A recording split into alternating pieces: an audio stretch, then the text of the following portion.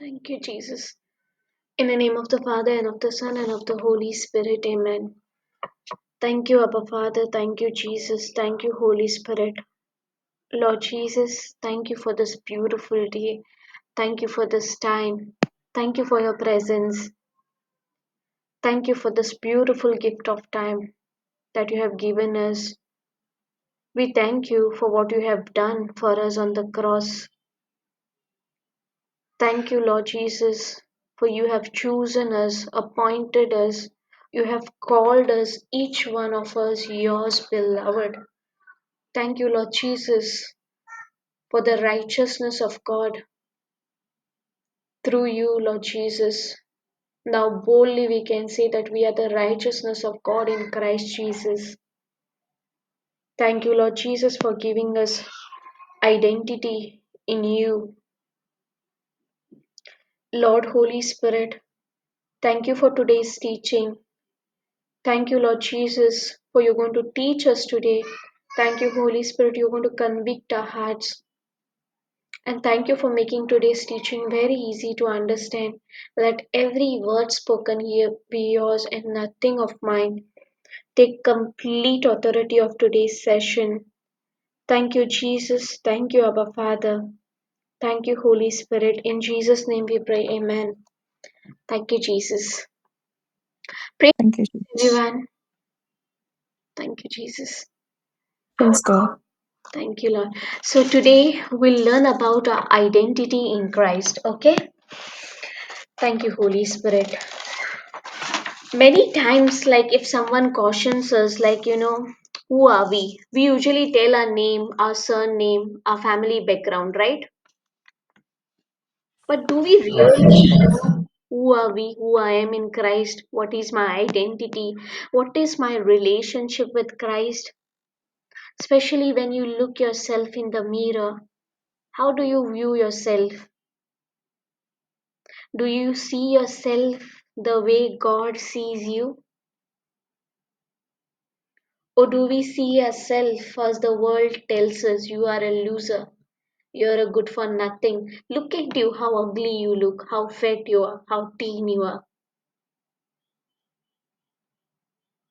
Thank you, Jesus. Do we look ourselves as God sees us? Because when God created us, in Psalms 139, from verse 13 to 14, it says that God has created my innermost being. He has knitted each one of us together in our mother's womb. He has created us fearfully and wonderfully. Thank you, Jesus. So we'll learn today about our identity because most of the people, we identify ourselves with our caste, with our community, with our skin color. Many people identify themselves with their profession, like an engineer, doctor, a teacher. Some identify themselves according to the disease also. They'll say, I'm diabetic. Have you ever heard when doctor gives you the name? That's become our identity, right? We say, I'm diabetic. I'm a, Yeah, I have a Yes, sister. blood pressure problem, and that's become our identity.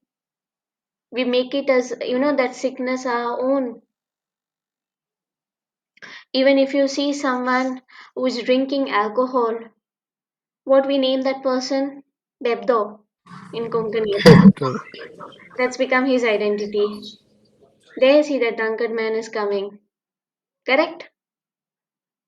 Yes, sister. But do we really know our identity? Do we really know who we are in Christ? And the best thing that the enemy fears is when you find your true identity in Christ. Because that's the version of you that has been born again. And born again is what? When you accept Lord Jesus as your God, your Savior. When you change your old lower thinking and align your thinking with the Word of God, you are a born again, you are a new creation. When you realize, when you know that you have been forgiven, you have been redeemed, when you get the understanding, like the power, the authority that has been given to you through Lord Jesus, and you don't have to fight alone because you have been called, you have been chosen, you have a greater purpose. There's a big assignment for you, that you may glorify the Heavenly Father.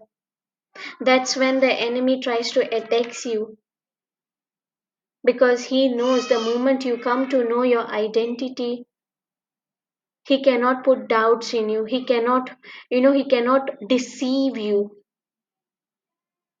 Thank you, Jesus.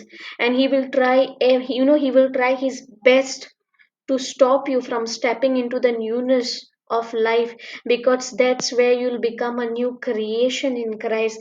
That's where you will see a brand new version of yourself, where you're going to put complete trust in Jesus, complete faith in Jesus by believing in His word.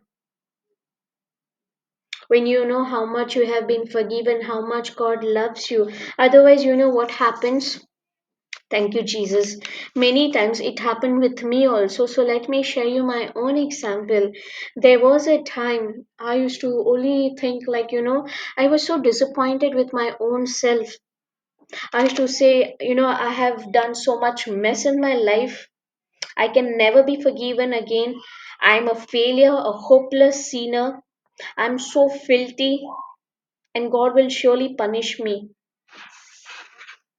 This is what the Satan was putting in my mind, because I never knew my identity. I never knew the word of God. Wherein the word of God says that I am chosen, I am forgiven, I am redeemed. God called me His beloved. He calls me His daughter. I'm the child of God. He says I am chosen. He says that I'm precious to Him. He says I am holy. He says I am righteous. So, is it important for us to know our identity? Who are we in Christ? Yes, sister. Thank you, Jesus. We will take example of John the Baptist, okay?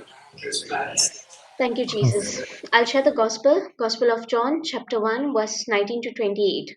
Over here, the Jewish authorities, okay, they came to Jerusalem, sent some priests and Levites to John to ask him, who are you? So they are cautioning John, who are you? John did not refuse to answer, but spoke out openly and clearly, saying, I am not the Messiah. Who are you then? They asked. Are you Elijah? No, I am not, John answered. Are you the prophet? They asked. No, he replied. Then tell us, who are you? They said. We have to take an answer back to those who sent us. What do you say about yourself? John answered by quoting the prophet Isaiah. I am the voice of someone shouting in the desert, make a straight path for the Lord to travel. Did he say that I am the son of Zechariah and Elizabeth? yes, sister. But if anyone come and ask us, and they ask us, who are you? What we will tell?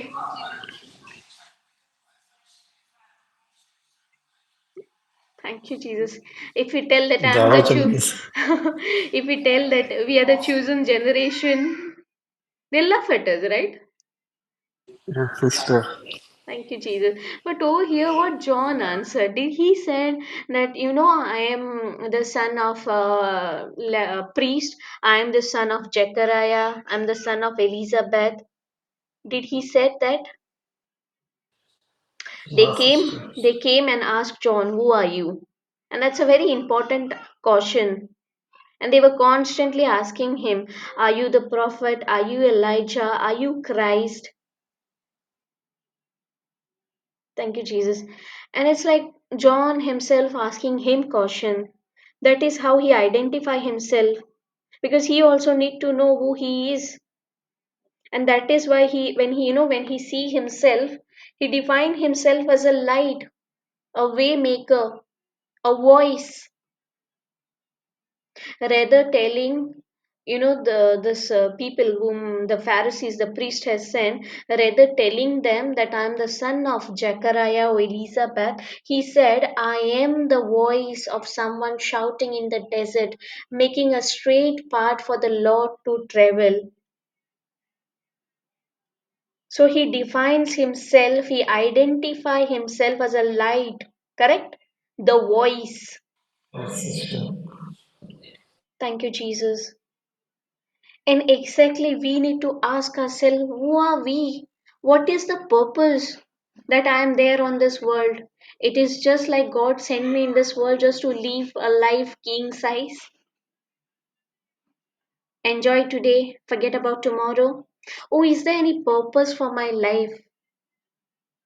Why God sent me in this world? Am I important to Him?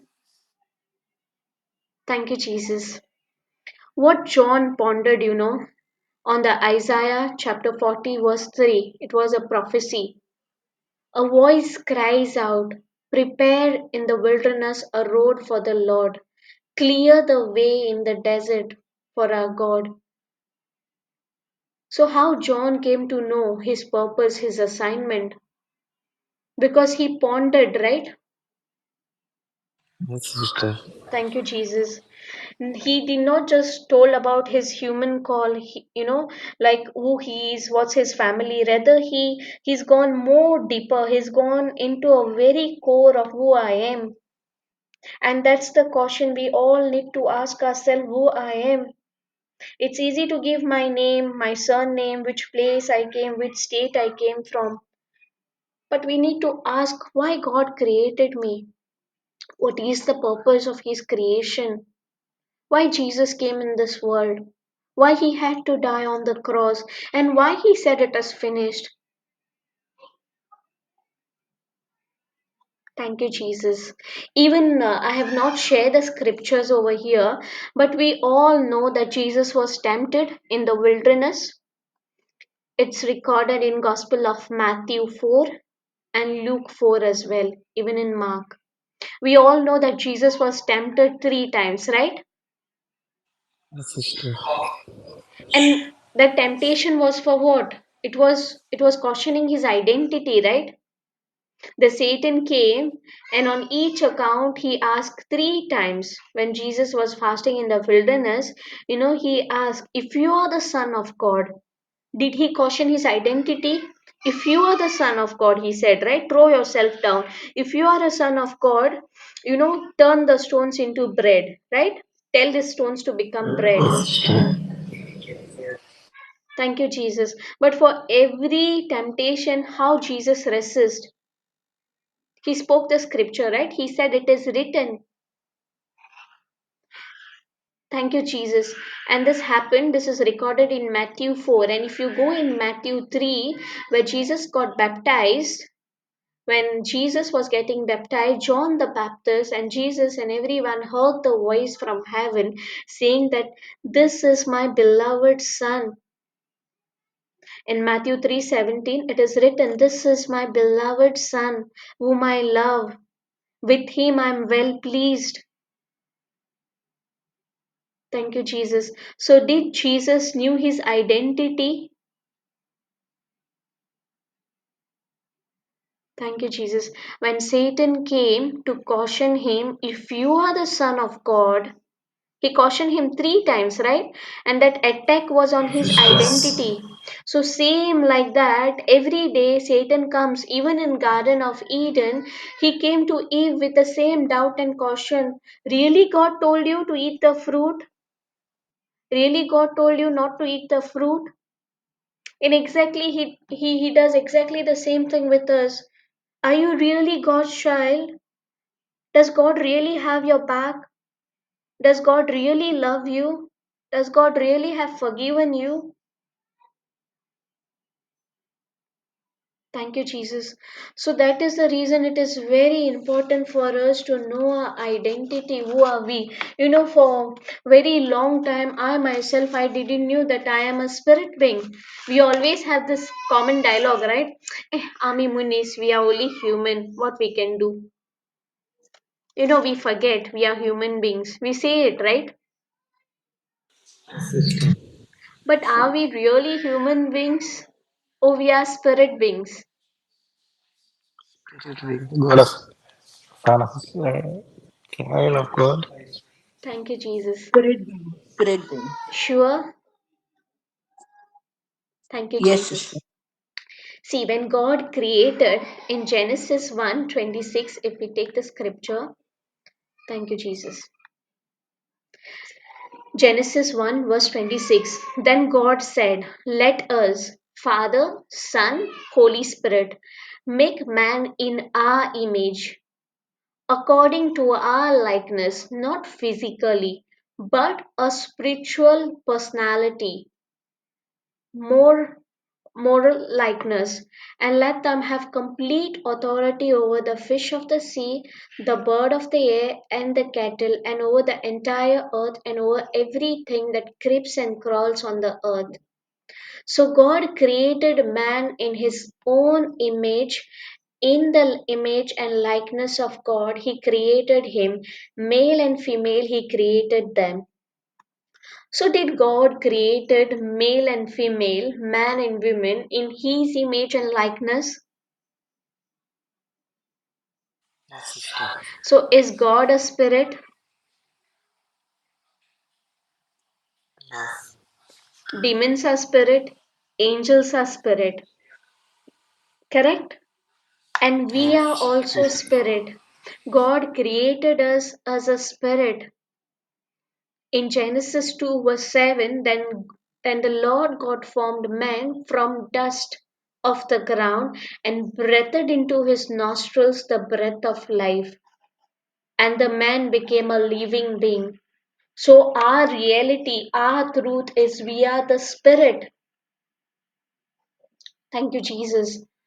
In 1 Thessalonians 5 verse 23, it is written, may the God who gives us peace make you holy in every way and keep your whole being, spirit, soul, and body, free from every fault at the coming of our Lord Jesus Christ.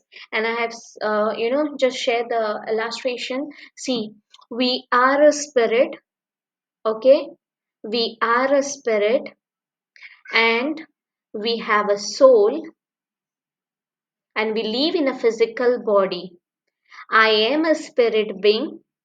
My spirit has a soul. My spirit and my soul lives in a physical body.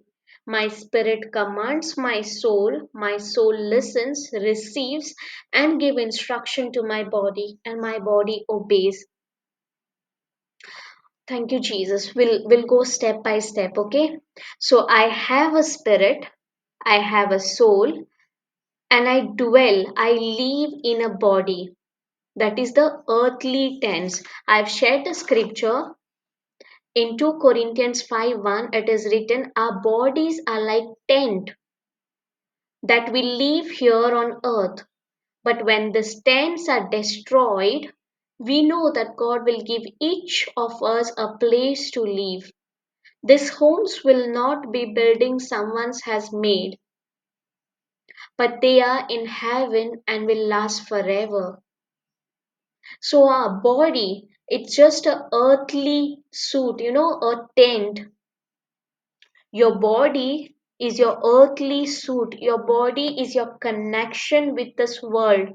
Your body is a vehicle through which you experience in the natural realm. Every single interaction that you share with others is through your body. With your body, you speak, you communicate. With your physical being, you see, hear, touch the world around you. Correct? Thank you, Jesus. So, your body can be used either for sin or for holiness. The choice is yours. Thank you, Jesus. Because in 1 Corinthians 6:19 it is written that, don't you realize, St. Paul is asking us, don't you know that your body is a temple of the Holy Spirit who lives in you and has given you by God? You do not belong to yourself. So your body can be holy host for the Holy Spirit's presence. You can be the tabernacle. Thank you, Jesus. You can be the Holy Spirit physical connection with this world. So our body is just a earthly suit. Okay. Now coming to soul. Our soul is where our senses are there, where you make decision, where your emotions are there, your thinking, your feeling, your decision making. Thank you, Jesus. And then the spirit, it is your innermost part. Without God, it is dead. We know, right, when God had told Adam a clear instruction, if you eat the tree, fruit of that tree from the knowledge of good and evil, you will surely die.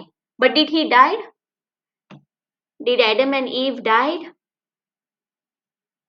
Yes, sister. Physically, they had not died, but spiritual death was there, right? Spiritually, they were dead. They were away from God. And that's why Jesus came into this world as a second Adam to reconcile us. And now, in spirit, we are one with God. It's like, Wi Fi connection. Our spirit is a Wi Fi connection with the God, a direct connection where you don't require to recharge through spirit. And middleman is the soul. There is no direct connection between body and spirit. Can you all see this diagram? Yes, sister. You all can see between, in middle is this, thank you, Jesus. Middle is the soul, first is spirit. Spirit has a direct connection with God. Then there is soul. Soul is divided into your mind, your thinking, your emotions, your decision making, your feelings. And then comes the body, which is the earthly suit, a tent where soul and spirit lives. As we have read over here, I am a spirit being. My spirit has a soul. My spirit and my soul lives in a physical body. My spirit commands my soul, and my soul listens and receives and gives instruction to my body. So in order to hear the spirit, to command, when your spirit commands your soul and your soul to listen, first we need to feed our spirit, right? And how we can Yes, feed our sister. spirit? Only through the word of God, because in spirit we have faith. Our spirit is completely new. Our spirit is one with God. But the middleman is our soul. And soul have its emotions, has its mind, has its will, decision making. Thank you, Jesus. Understood? I have shared the picture over here. See, this is your body. In between is your soul. Where is your mind, your will, your emotions, your choosing, your decision making. Now what you have done, you started feeding your spirit. You can see the Wi-Fi connection with God. Yes, sister. And how you feeding your spirit? With the word of God. Word of God. The more you feed your spirit, word of God, the more you will get the knowledge of word of God. Now suppose, thank you, Jesus, you're confessing 1 Peter 2:24 that by the wounds and stripes of Jesus you are completely healed. You're feeding your spirit now. Okay. Now instead of turning to your body, you're turning towards your spirit, and you're no longer listening to the world. The world is telling you, Are, what's happening with your health? I feel like you are cursed. I feel like, you should do this and that. But now you're turning towards the spirit, and the spirit is telling you that by the wounds and stripes of Jesus, you are completely healed. You are a brand new creation. You are chosen. You are forgiven. You are redeemed. Thank you, Jesus. So, who are we? We are a spirit being. One day we'll take a separate class on spirit, soul, and body. Even our name, what we have for us, it's not for our body, it's not for our soul, it is for our spirit. So, our first identity, we have to remind ourselves constantly every day that we are a spirit being. Thank you, Jesus. So, this is clear. Yes, sister. Thank you, Jesus. So now we'll know that we are loved. Second, we should know this truth that we are loved. Till date, there are so many people, as I have shared the example in the beginning of my own. Like every time I used to feel, I used to get disappointed, I used to hate myself, I used to live in guilt. I used to say that, every day I make a mess. God will never forgive me. I'm a failure. I'm a hopeless sinner. I'm so filthy. God will definitely punish me. I'm not worthy. I'm not worthy for God's love. I have to become holy. I have to change. This was my thinking. But when I came to know the word of God, which says that I have been loved, I'm forgiven, I'm redeemed. Thank you, Jesus. Jesus has already paid the price. I'll share one incident, okay, from the Bible, which Holy Spirit explained me. I have not shared the scripture here, but you can get it on Gospel of Luke 7 from verse 36 to 50, okay? It is about Jesus is invited at the Pharisee's house, Simon, for a lunch, okay? So over there, we see one lady who comes and she puts a perfume. Y'all heard about that incident?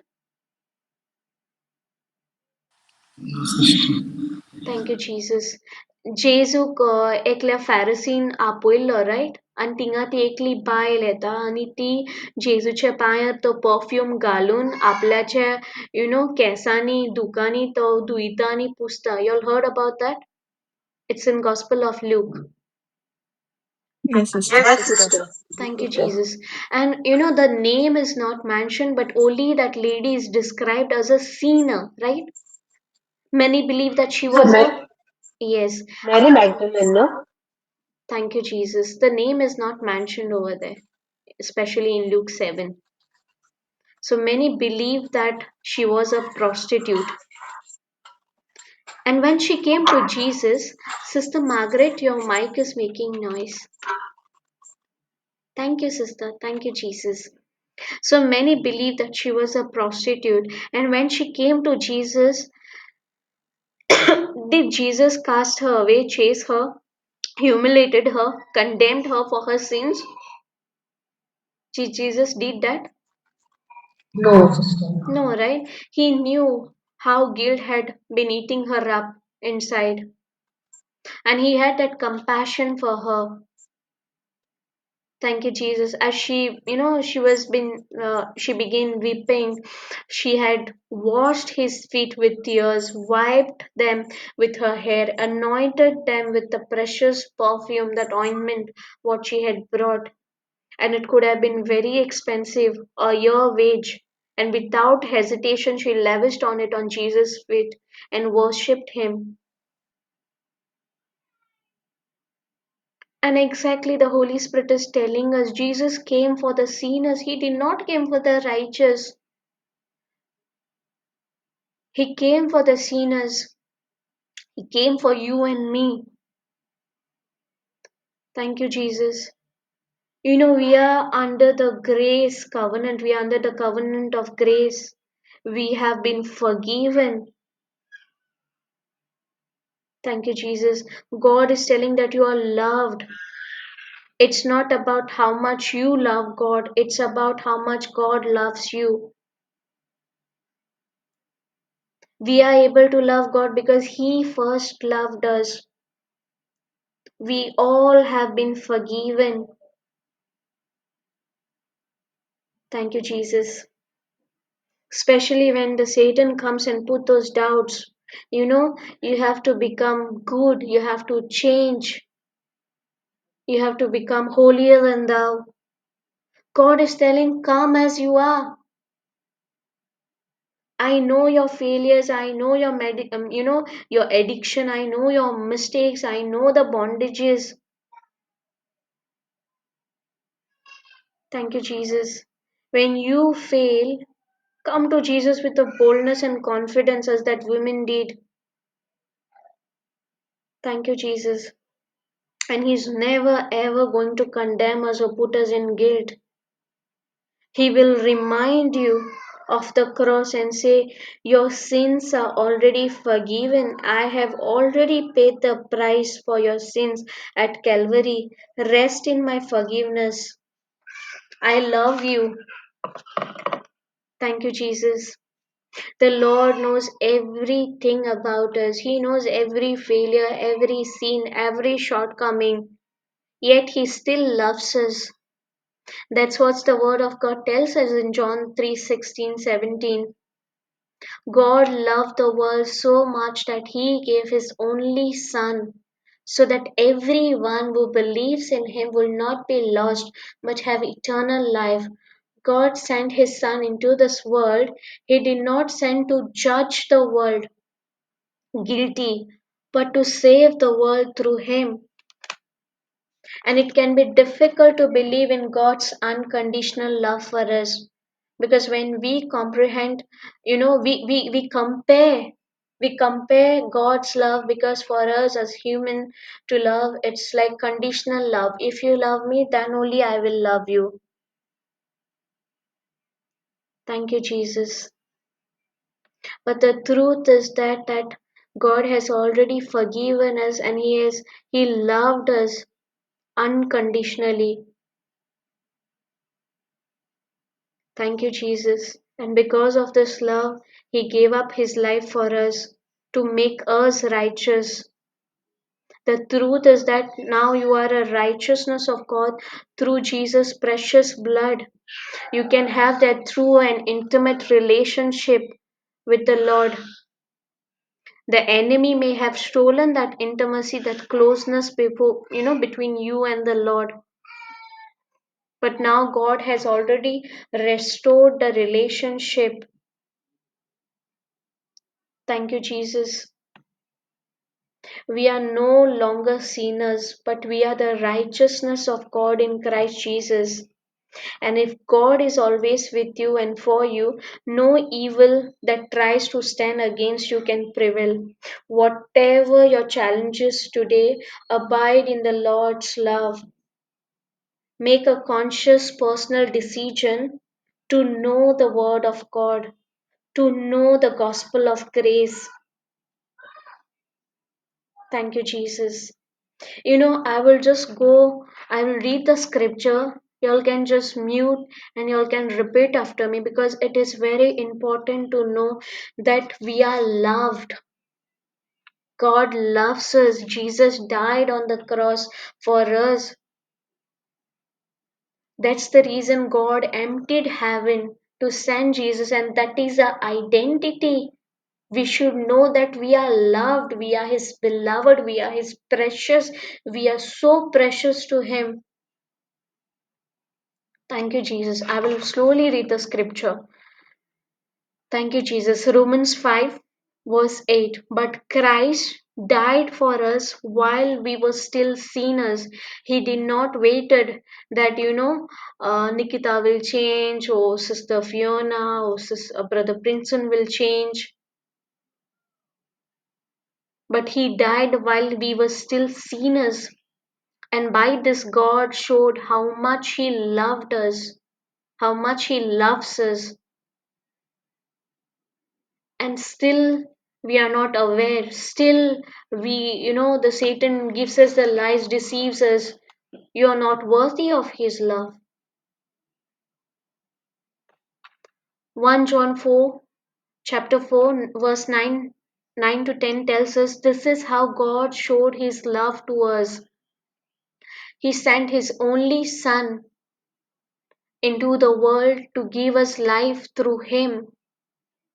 True love is God's love for us, not our love for God. Because our love is always conditional. If you love me, I will love you. If you help me, I will help you. If you are good with me, I'll be definitely good with you. Correct? True love is God's love for us, not our love for God. He sent His Son as the way to take away our sins and give us forgiveness. What shall we? Thank you, Jesus. This is Romans 8:31 to 32. Okay, what shall we say about such wonderful things as this? If God is for us, who can ever be against us? And this who always comes, this who always tells you, you are not worthy, you are good for nothing, your life is a waste. That who will always put, that who will always put this thoughts, you're good for nothing, you live or die, it makes no difference. You are loved by no one. You're not precious to God. God don't love you. If you want God to love you, you have to become holier. But God is telling you, come as you are. Because you are precious, you are chosen. I sent my son, I emptied heaven for you. If you were the only person on this earth, I could have still sent my son to die for you. That much God loves you. Personalize God's love for you. Since he did not spare even his own son, but gave him up for us all. So he gave up his son for me. Won't he also give us everything else? Thank Yes, you, Jesus. sister. I want everyone to meditate on God's love. Say that you are loved. Open your mouth and say you are beloved of God. You are His precious. When Satan comes and tell you, really God loves you? Really you are His child? Really He really cares? Really you are forgiven? Open your mouth and say, yes, I am the righteousness of God in Christ Jesus because my Jesus paid the heavy price, His precious blood. When it is written that His only Son, we already learned and I believe, right? When it was turn of Abraham to sacrifice his only son, did God allow? Did God allow to sacrifice his only son? No. No. He provided a ram, a sheep. But when it came to his own son, who was naked, whose bones was out of joint, who was whipped, flogged, whose bones were visible, the Creator was naked on the cross for 6 hours, thinking of us. Did he stop his only son? Did he spare his only son? Thank you, Jesus. That much God loves us. So our identity is we are loved. We are His beloved. We are His precious. We are the apple of His eyes. When Satan put the thoughts we are not worthy, can we open our mouth like how Jesus, when He came to tempt Jesus and said, if you are the Son of God, His temptation was on His identity. And how Jesus answered? With the written word of God, right? He said, it is written. So, same like that, we should know our inheritance, our identity, and how we will know only through the written word of God. The more you spend time with the Holy Spirit, asking Him for the understanding and the revelation of the word of God, you will get more and more knowledge. Your faith will increase more and more. And you will know your identity. You will open your mouth and you will say, yes, Lord, I was a sinner. No matter how much I mess, no matter how much I do mistakes, I know you love me. I know I am not going to go in guilt or condemnation. I know I'm forgiven. I know I'm your precious. I know I'm your beloved. I know I'm the righteousness of God in Christ Jesus. Second, our identity. You are forgiven and there is no condemnation. Thank you, Jesus. Thank you, Holy Spirit. Jesus died on the cross for our forgiveness and He is waiting for us to accept it. Jesus, who was without sin, died the death we should have died on the cross. In God's eyes, we have been accepted. Why? Because what Jesus did for us, we are completely forgiven. Here 2 Corinthians 5:21 tells us, for our sake, you can put your own name. For my sake, you can put your name, personalize it for you. For our sake, Christ was made to be sin who knew no sin, so that in him we might become the righteousness of God. Thank you, Jesus. So now, if anyone who is in Christ, he is a new creation. The old thing has passed away. Christ has made us new. He has made us righteous. Now in Christ, we are destined for eternal life. We are destined for life more in abundant. Thank you, Jesus. In Colossians chapter 1, verse 13 to 14 tells us, for he has rescued us from the kingdom of darkness and transformed us into the kingdom of his dear Son. I want everyone to read the scripture. For he has rescued us from the kingdom of darkness and transferred us into the kingdom of his dear Son, who purchased our freedom and forgave our sins.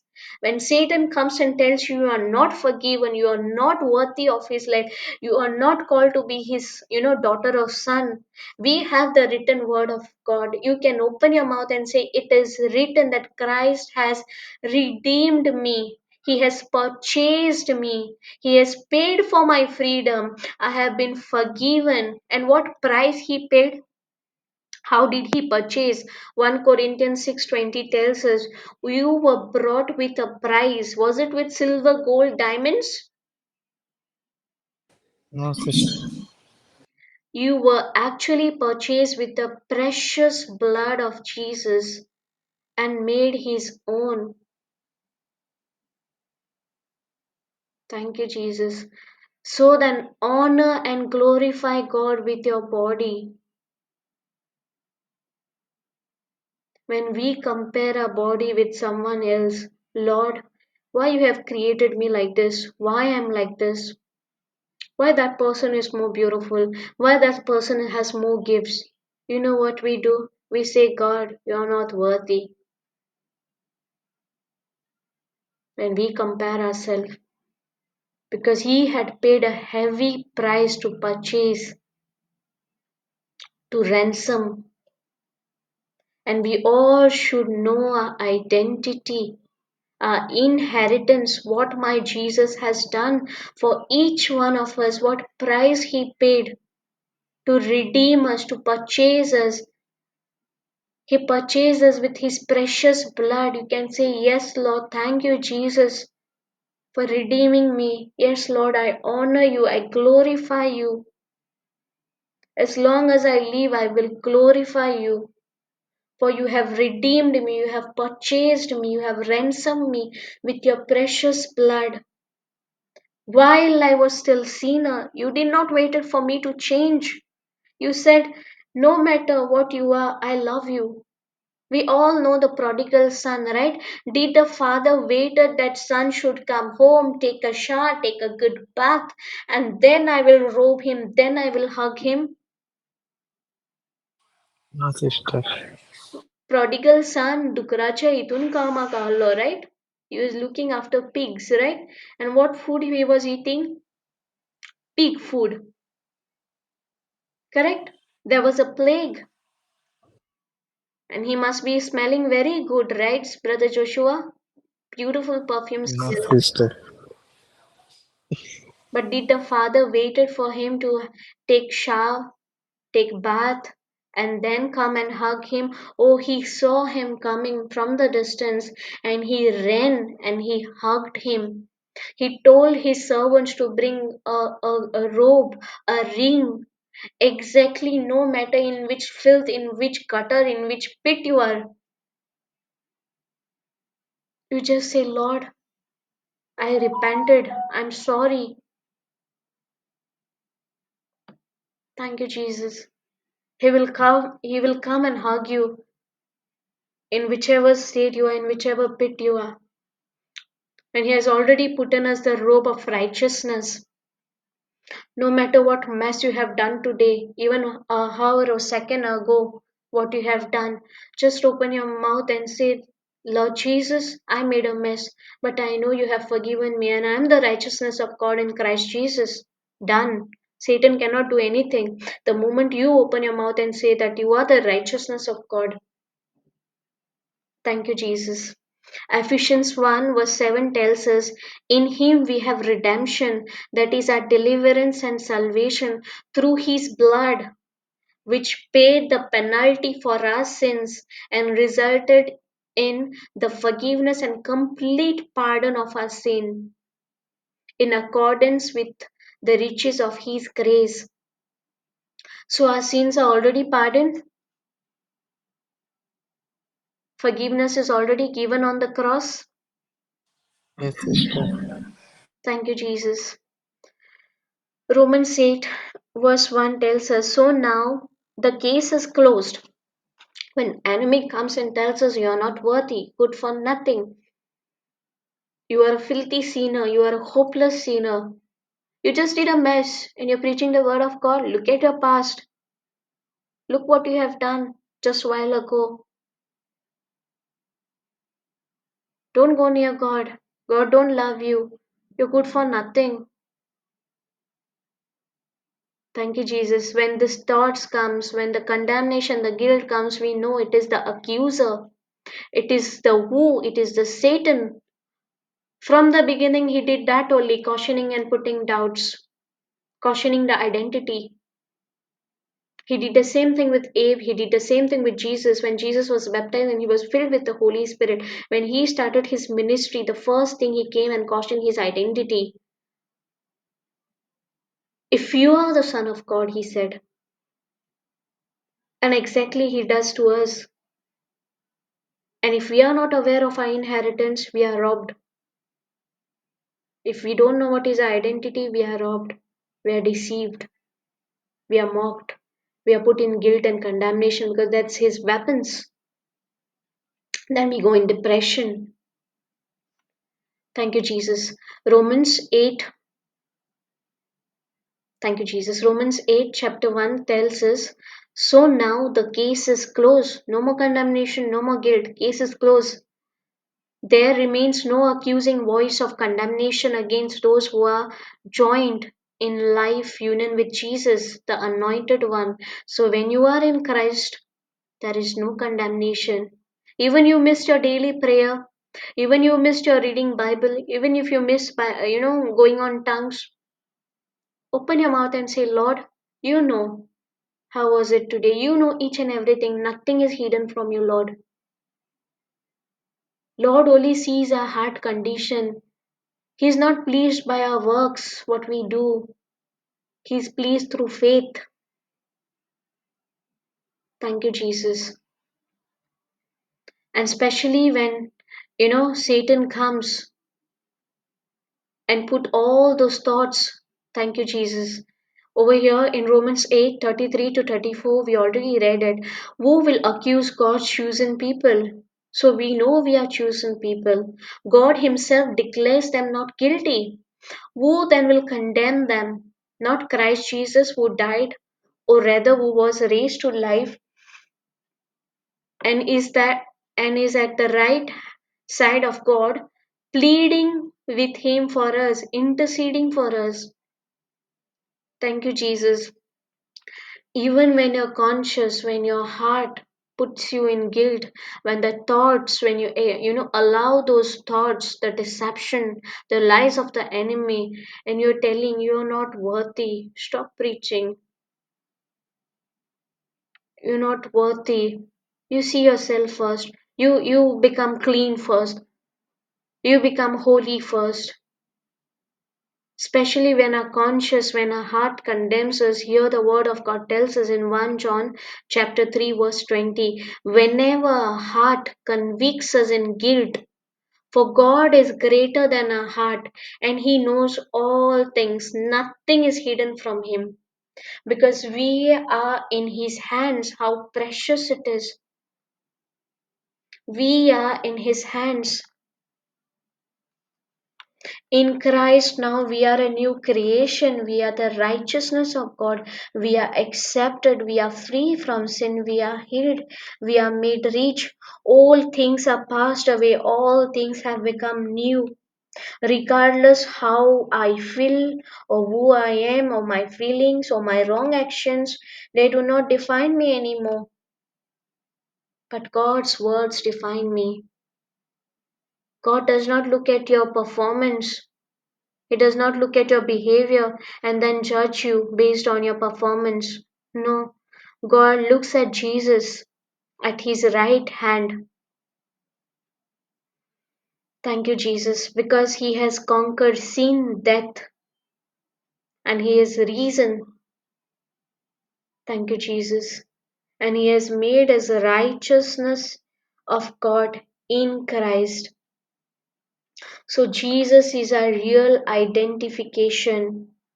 You are not measured by your performance or by your behavior, on even no longer how you look.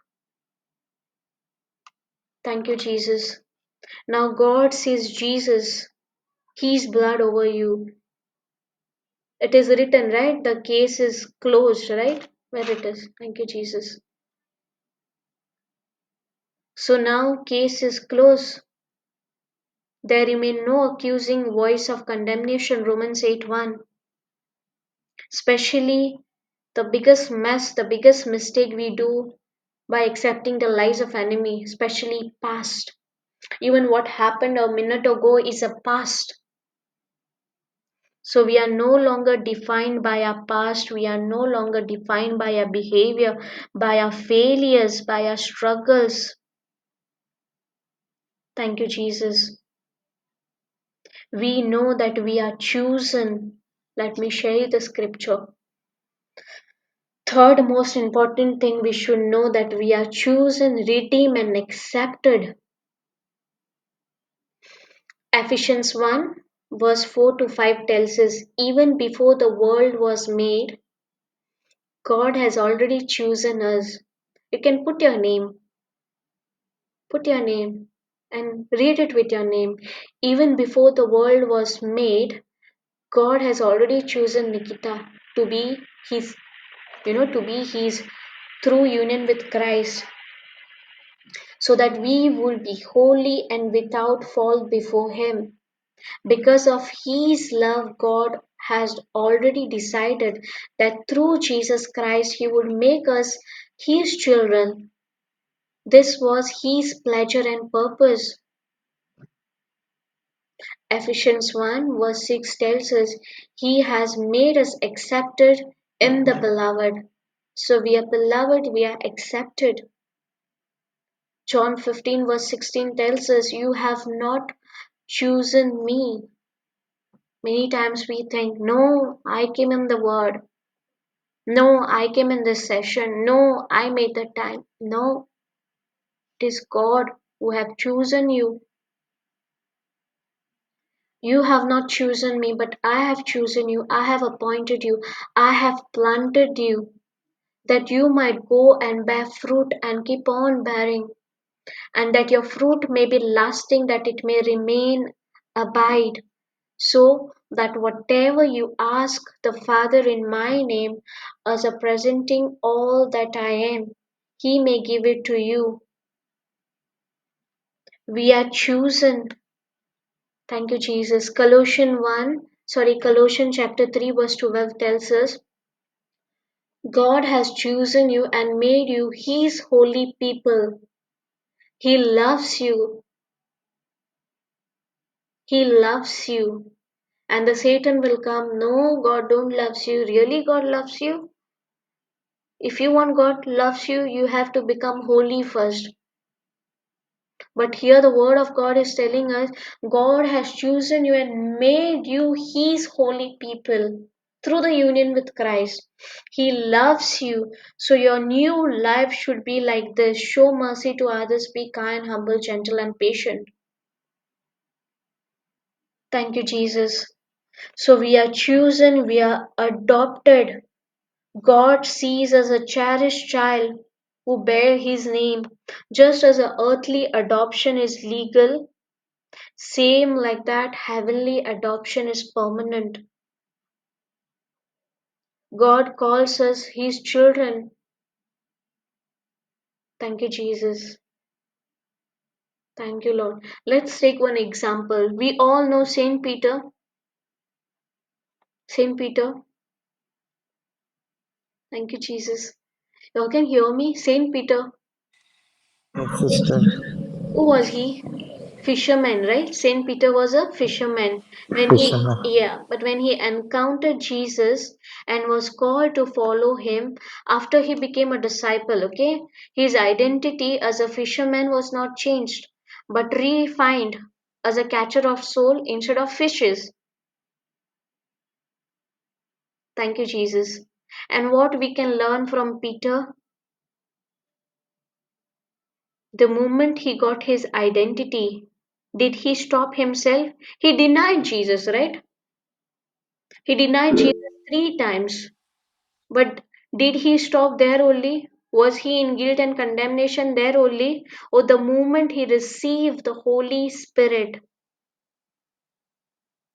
did he started the ministry to preach the gospel to the ends of the world? Did he spread the Christianity and call to be the rock of the church? Yes or no?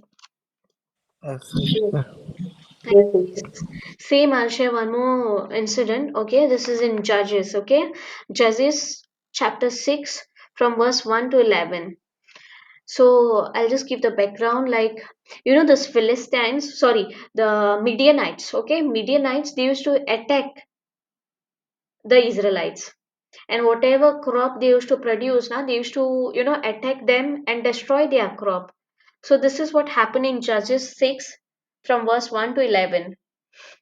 There was a man named called Gideon, okay, and he was very terrified of this Midianites, and he would hide himself inside the caves where he used to thresh his wheat by hiding, because he used to believe that Midianites would take whatever little he had. So he used to thresh his grains in the caves. He used to hide like a coward. But one day what happened? An angel of Lord appeared to him and said, Gideon, said the Lord, okay, you are Lord's mighty warrior. What he said? You are Lord's mighty warrior. So Gideon no lipon rautalo cave son. And everything like to jen kite peak roitalo to no te cave sani lipon ta te baat to enkotalo. So one day the angel appeared and told him his identity. What he told him? That you are the mighty warrior. And what happened the moment Gideon came to know his identity, he was acting like a mighty warrior. And that's how, he delivered the Israelites from this Midianites. Same thing happened with Abram and Sarai. So it was impossible for Abram and Sarai to have children. But God said, no longer will you call Abram. Your name will be Abraham, for I have made you the father of many nations. And he also changed the name of Sarai to Sarah. And God's word was fulfilled when Sarah gave birth to Isaac, right? Yes, sister. Is it very important for us to know, to see the mirror how God sees us? And the mirror what we can see is the word of God. The Bible is a mirror for our soul. Thank you, Jesus. Thank you, Holy Spirit. Wait, I'll have not shared the scripture, but I'll read. It's in 2 Timothy 3. Thank you, Jesus. Thank you, Lord. 2 Timothy 3:16. All scripture is inspired by God and useful for the teaching truth, rebuking errors, correcting faults, and give instruction for the right living. So this Bible is a mirror for us to know our identity, to see how God sees us. God sees us beautiful, fearful. God has not given us a spirit of timidity or fear. Thank you, Jesus. The moment you know your identity, the no matter the evil is giving you the thoughts, but you know who are you in Christ, and you will come out victoriously, because now you know that enemy is no longer can deceive you, telling you that you are a failure, you are a loser. It's time for us to stand up and be who God says we are. We need to let the devil know that we know who we are in Christ, that any time he tries to attack us, we can throw our shoulders back and say, don't mess with me. I know my identity. I know that I'm no longer a sinner. Instead of sinner, what are we? Thank you, Jesus. Instead of sinner, what we are called now? Thank you, Jesus. Are we still sinner? Righteousness. Righteous. Righteousness Instead of sick, of Christ. instead of sick, I'm healthy. healed. Amen. Instead of Amen. Healed. enemy, friend. John 15 tells us we are called friend. Instead of poor, we are called rich. So my identity is no longer what people say about me or what people, talk about my past. It's no longer what he will say, whether he will like me or he will not like me. It's no longer on my performance. Thank you, Jesus. I identify myself with Jesus Christ, the one God who sent his only Son for me, who died for me, who rose from dead for me. Thank you, Jesus. We are all blessed with this identity. We are God's workmanship. We are his masterpiece. We are created in his image and likeness. Thank you, Jesus. We are his precious. We are his beloved. Thank you, Jesus. Don't ever see yourself as a inferior, or I'm not worthy. See yourself as God sees you, and how God sees us. How God sees us. He says that we are his children. We are the children of Most High God. We have been justified. We have been declared righteous. We are forgiven generation. Jesus was made sin for us. We have been redeemed. We have been rescued. We have been drawn to himself from the dominion of darkness. We are complete in Christ. If we open the white book, page number 41, we have the truths that we are the salt of the earth, we are the light of the world, we are the child of God, we are the part of the true vine, we are free from condemnation, we are citizens of heaven, we are hidden with Christ, we are God's workmanship. Now we can approach God freely and with confidence. And we know that we can do all things through Christ who strengthens us. Thank you, Jesus. Here I have shared many scriptures. You all can go through it. It is written that you are worthy. Even if you don't feel like, the word of God is telling us you are worthy. This is our identity. This is our truth. We have to cement this. You are his own special possession. You are chosen, handpicked by God who created the universe. Now, boldly, with confidence, you have to tell, don't you know whose daughter I am? I am the child of Most High God who created the heaven and earth, who parted the Red Sea.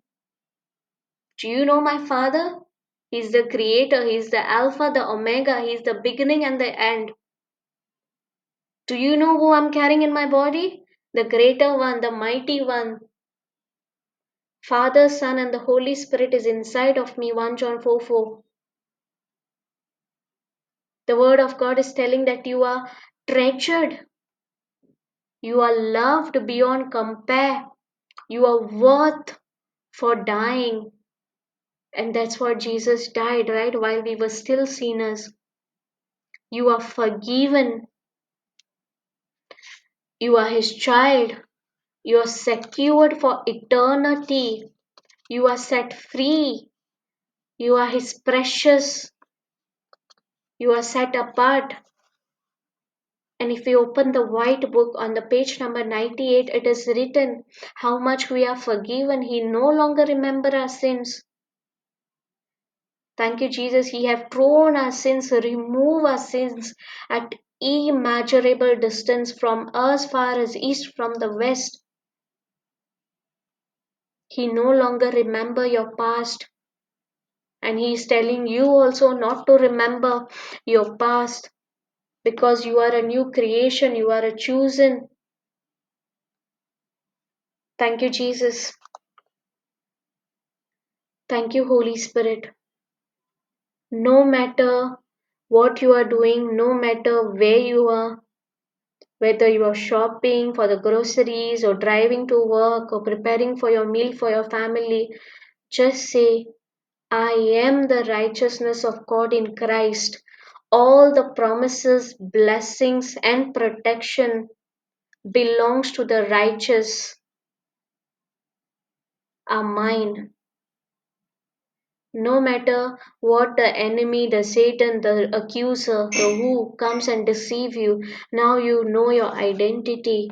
The more you feed your spirit, we have to remind ourselves constantly that we are the spirit. And God's spirit and our spirit are one. We are one with the Lord. The more you feed your spirit with the word of God, the more your peace and your grace will multiply, the more knowledge you will get. Thank you, Jesus. Thank you, Holy Spirit. Anyone wants to share anything? सगळ्याक understand झाले? Yes, sister. So now what is our identity? We are loved. We are forgiven. We are accepted. We are His precious. We are His beloved. We are chosen. We are a spirit. We are the righteousness of God in Christ Jesus. Thank you, Jesus. Jesus paid a heavy price with His precious blood to redeem, to ransom us. Thank you, Jesus. Thank you, Holy Spirit. Anyone wants to share anything or wants to do Thanksgiving prayer? Thank you, Jesus. सगळ्याक understand झाले identity. Firstly आमकां बोक्सोणे मेवले. We are forgiven. आमकां adopt केलं. We are chosen. We are the righteousness. आमकां नितिवंतपण दिलां by the precious blood of Jesus. Thank you, Jesus. कोणी Thanksgiving prayer करता? Sister Fiona? Okay, sister. Yeah. Thank you. Thank you, Jesus. Thank you, Abba Father. Thank you, Jesus. Thank you, Holy Spirit. Thank you for choosing us before the foundations of the earth. Thank you for kneading us wonderfully in our mother's womb. Thank you for allowing us to know who we are in Christ. Thank you for the example of John the Baptist in when he was asked a question about who he was in who he is in Christ, he did not give that he was the son of Zechariah or Elizabeth, but instead he said, I'm the voice of someone shouting in the desert, making a straight path for the Lord to travel. Thank you, Jesus, for teaching us, and where we know that we belong to you and who we are in you. Thank you, Jesus. Thank you for making us in your righteousness and in your image. We are a spirit, and a spirit has a soul, and a soul listens, receives, and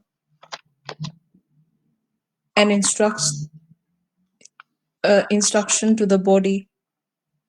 The body is our earthly home.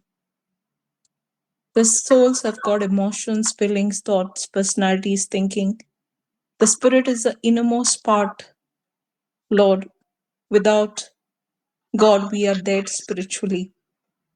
Adam and Eve committed sin led to separate us from God. As a result, we got disconnected with you.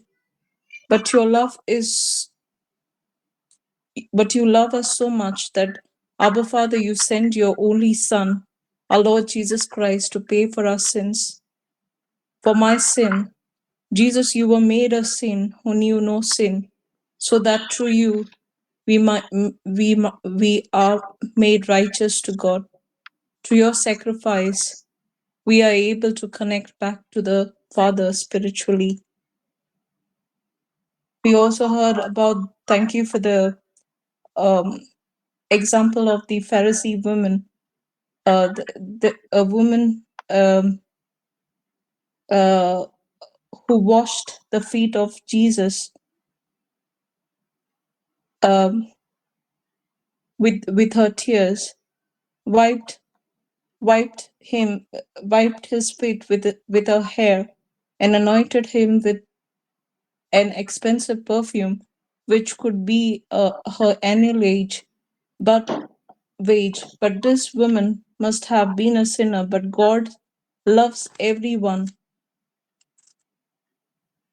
His words to us when we fail, Jesus say, "Come to me as you are," and his answer would be, "Rest in my forgiveness," because he loves us unconditionally, and he has paid the price for us in full. Jesus, we are able to come back to you because you shed your precious blood for each one of us in full. Thank you for making us beloved. Thank you for dying for us even while we were sinners. Lord, you, we were not. Thank you for dying for us. Lord, your love is not like our love, but unconditional. Thank you, Jesus, when you are with us, no one can stand against us. Thank you, Jesus, for your identity, which is the written word of God. We are forgiven. Thank you, Jesus, for forgiving us, and we know we don't have condemnation.